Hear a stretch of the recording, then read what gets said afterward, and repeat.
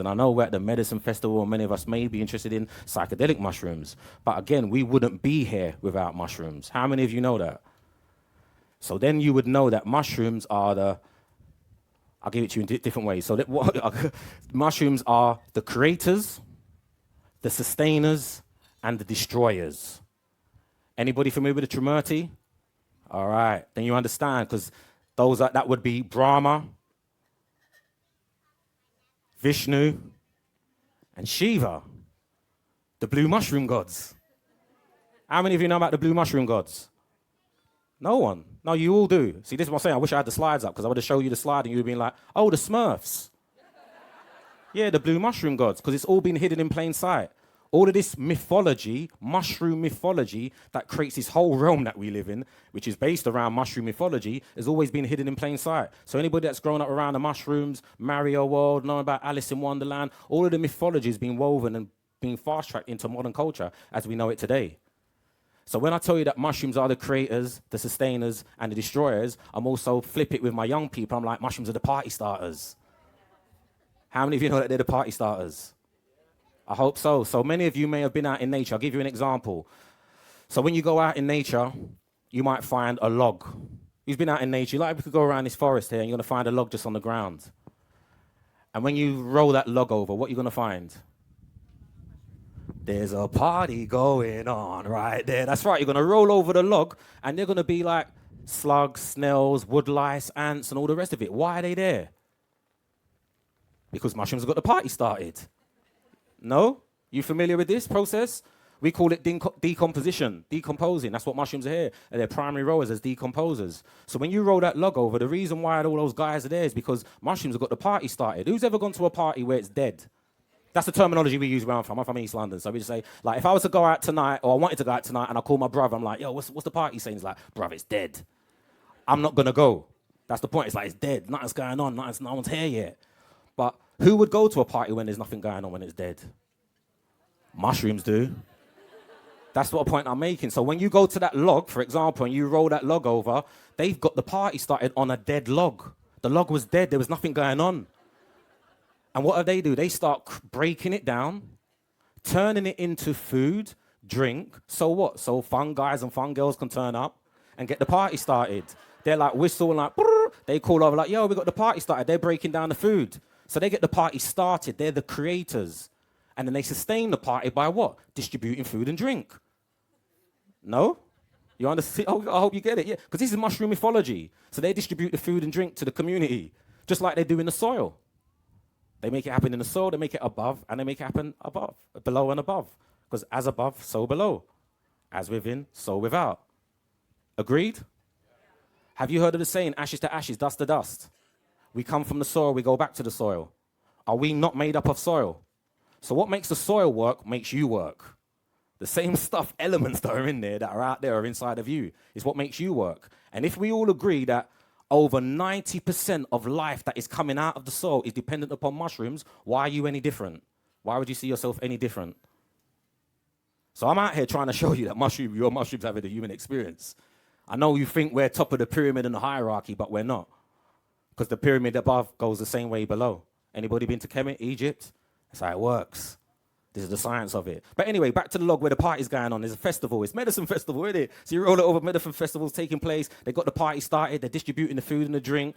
And then what happens when the food and the drink is all done? Well, where I'm from, again, I'm using terminology. I hope you get it. But my brethren say, yo, the dancers get locked off. Dancers lock off now, bruv. The dance got locked off. That means it's over. And the dance gets locked over for many different reasons. Primarily, the music gets turned down. You know, like there's no food, there's no drink left, and people slowly but surely start migrating and going to other places where the after party is. No? All right, I hope you get it. You're following me. So with that said, but you also get the dances. I come from East London. I was recently in America as well, where like sometimes the dance gets locked off abruptly. There's I'll share two different ways the dance gets not, closed down abruptly.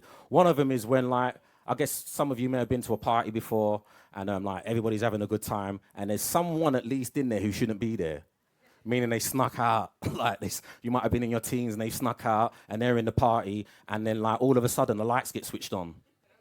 Yeah, and there's a parent saying, "You're not meant to be in there," and basically the dance gets locked off. Yeah.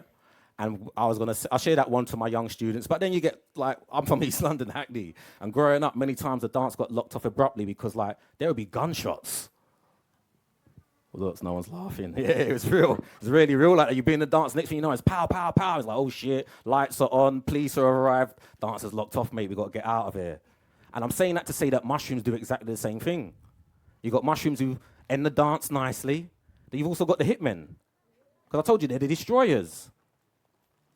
I'm sure many of you have heard of the zombie ants, the cordyceps mushrooms, the regulators, Warren G and Nate Dogg. You all know about Warren G and Nate Dogg, the regulators? Yeah, they regulate things. So a lot of times we think, oh yeah, like we want to save the tree. We want to save it from being destroyed by these healthy trees, by these parasitic mushrooms. But these parasitic mushrooms are actually the regulators. Any of you are familiar with that whole process of how they take out the zombie ants? It's not just zombie ants. There's many different bugs that they do that they regulate.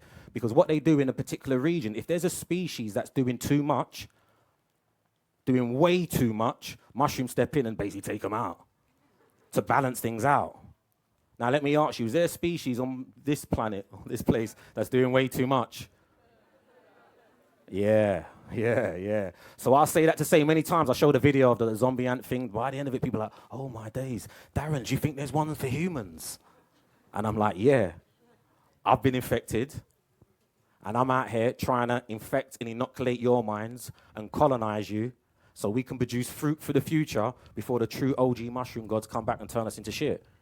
Because that's exactly what we are, big pieces of shit. And you know that, don't you? Who knows that they're a big piece of shit? I hope so. Because that's not, don't be offended, man. Don't take it the wrong way. Because you all agreed, ashes to ashes, dust to dust, we come from the soil, we go back to the soil. Well, when I studied this shit. So when I was studying this shit and my tutor was breaking it all down, I'm sitting there thinking, hold on a minute. If you've broken down how we get new soil, like when you feed the soil, how do we feed soil? Any farmer, any horticulturist know that we feed the soil shit. Shit makes the world go round.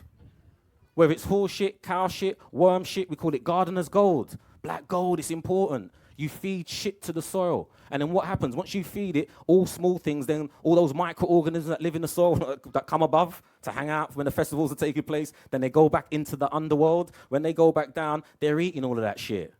Then what happens? They eat it, pass it through, and pass it out. The smaller things come behind them, eat that, pass it through, pass it out. The smaller things come out, and this is how the microorganisms do their thing. They're all playing their role. They all know what they're here for. And then by the end of it, they've all shitted out shit, and that's what we call new soil. So when my tutor says, yeah, this is the new soil, I'm like, hold on, we're just big pieces of shit. It's all shit. This is a shit planet. I hope you get it. Once you get it, you get it. And then you understand why mushrooms that came from the beyond came and inoculated this planet. And for those of you, because the next slide, or one of the slides would have been, how did the mushrooms spread and colonize places? And I know that's a loaded word. The colonizers. Who are the colonizers? Well, the first colonizers were the mushrooms. And they've done an amazing job. And if we was to learn or role play back into our true alignment as mushroom cells, we would do a better job at colonizing this planet. There's nothing wrong with colonizing the planet. That's what we're here to do. But you're meant to work with nature when doing it, not against it. So when mushrooms arrive, how many of you know where mushrooms are from? There's always a weird one in the group, innit? Where are mushrooms from, man? Come on, seriously. Where's mushrooms from? Oh, my days. I'm in a bunch of weirdos here, innit? Outer space. Yeah, that's right. You got it. I'm with my family, a bunch of weird mushroom understanding people, knowing that mushrooms are extraterrestrials. Yeah, that's right. They're alien technology. How many of you know that your ancestors are ancient aliens that came from the beyond, arrived to this planet on their spaceships? Yeah, mushrooms arrived there on spaceships, UFOs, aka IFOs, because we have identified that these flying objects were asteroids and meteorites that carried passengers. Those passengers were spores and other life forms that would kickstart life on planet Earth as we know it today. So when they arrived on their spaceships on the Earth, some of them end up in the ocean. You know what was going on in the ocean?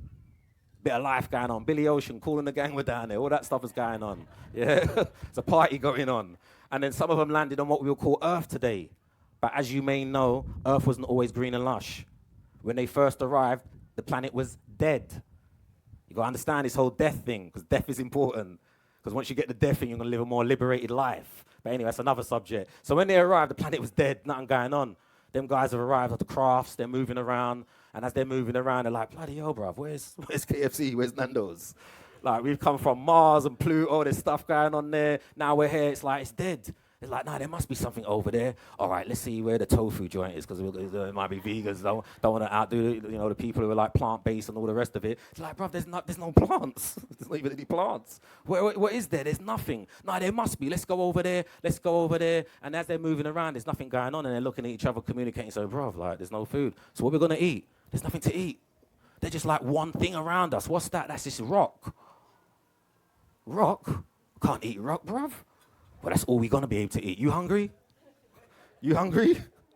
Who's hungry? We're getting hungry. I'm spreading around, and we're like walking around, and the next thing we're knowing is like, all we're going to be able to do is eat this rock. And you know what happens when mushrooms eat rock? They shit out soil. That's right. They're the soil creators. Mushrooms created soil.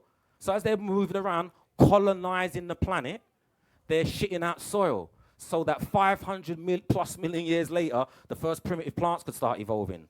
Lichen and moss and all these guys that are part sea plants and part mushroom. And they start colonizing the planet. And then a few million years later, who comes out of the soil? Us. I'm here to share if you didn't know that we are just an extension of this extraterrestrial project that started millennium ago. And it might sound far-fetched. Science is just catching up with mythology, because mythology has recorded all of this. All you need to do is check out Babylonian texts like the Enuma Elish. You can check out the Atrahasis, the Gilgamesh epics when it comes to the Babylonian mythology, which most people through the three primary religions are familiar with. But then if you want to get into the Hindu text, if you want to get into the Kemetic or Egyptian text, it's all been recorded and documented that, like, the beginnings of this planet are not from this planet. The life that kick-started life is not from here. And NASA and all these guys are just catching up. They're suggesting that, what's the terminology called, the science called panspermia. Who's heard of panspermia? I would encourage you to write it down, just so that if you think at the end of it, this guy's talking some mumbo-jumbo business about where aliens and life forms and this, that, and the other. Science is now saying what my ancestors were talking about. And I've been into mythology and comic books forever. It's been in the comic books, folks. Like, if you're who's into comic books? It's all in there. You got all this, watch all that stuff. Because when you come back and you fast forward to the here and now, you're like, all the stuff that I was learning as a child, it was always there. It was in the Bible, it was in the Quran, it was in the Torah, but we were just like miseducated about what it all was about. So when they talk about the war in heaven, for example, when you get into the older texts that speak about that, they talk about beings sending stuff this way to create things that we might later call the Big Bang and creation, all these kinds. Whether you believe in creation or evolution, it's all in there. And I'm saying science is now just saying the same thing. And when you look into panspermia, they'll also say this. How important is water? Yeah, because they're saying that the water on this planet is not from this planet either. Like, what we think is important, that makes things happen on this planet, that gives us life, that gives us excitement, is not from here. I'm just throwing another one in there. Where's the smokers in the house? Marijuana. Where's the marijuana smokers? Okay, so you know that they found THC on meteorites. Yeah, in Nevada.